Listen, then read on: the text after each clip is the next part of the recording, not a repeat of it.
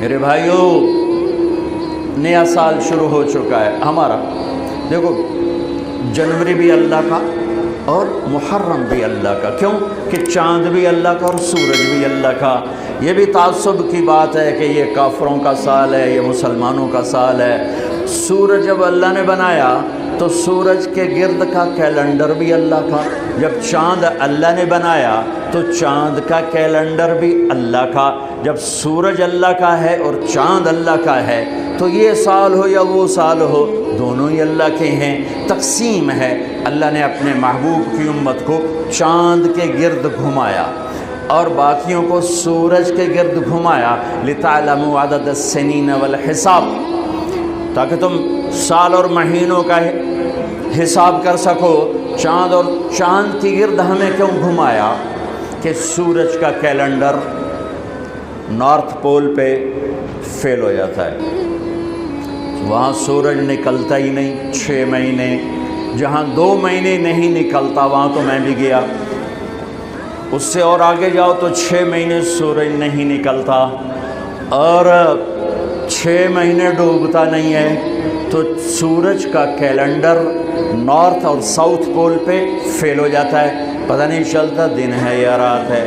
یہ مجھے وہاں جا کے سمجھ میں آیا، کتاب پڑھ کے کبھی سمجھ میں نہ تھا۔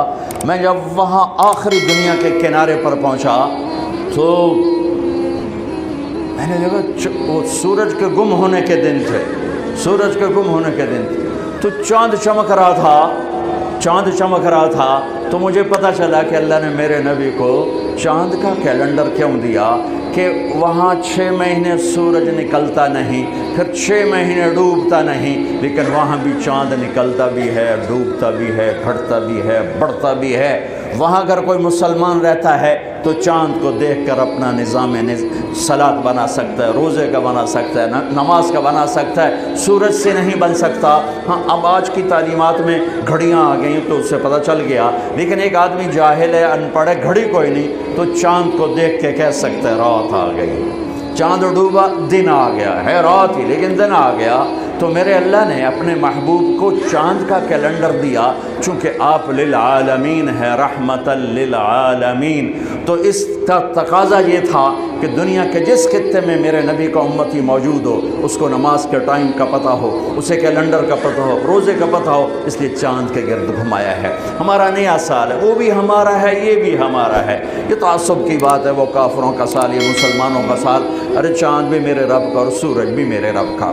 ہاں، ہمارا کیلنڈر اللہ نے اس لیے گھمایا جو میں نے آپ کو وجہ بتا دی ہے، لیکن اس میں اللہ نے ایک ایسا واقعہ،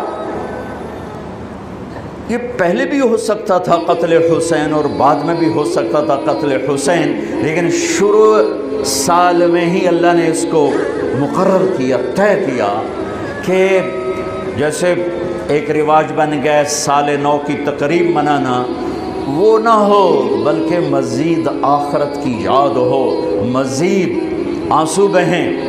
دنیا میں آج تک کسی واقعہ پر اتنے آنسو نہیں بہے۔ 1378 سال ہو چکے ہیں کربلا کے واقعہ کو، 1378 سال گزر چکے ہیں، کوئی سال آنسوں سے خالی نہیں گیا۔ دنیا میں کوئی ایسا واقعہ نہیں ہے جس پر اتنے آنسو گرے ہوں اور گرائے گئے ہوں اور گرتے ہی جا رہے ہوں اور گرتے ہی رہیں گے جب تک اسلام باقی ہے اور جب تک مسلمان باقی ہے۔ ایسا المناک واقعہ انسانی تاریخ میں نظر نہیں آتا جو لکھی ہوئی ہے، لکھی ہوئی کی بات بتا رہا ہوں، اور میرا خیال ہے جو نہیں لکھی اس میں بھی کوئی نہیں ہوگا، چونکہ انسانی تاریخ میں کسی نبی کی نسل ایسے ذبح نہیں ہوئی جیسے میرے نبی کی نسل ذبح ہو۔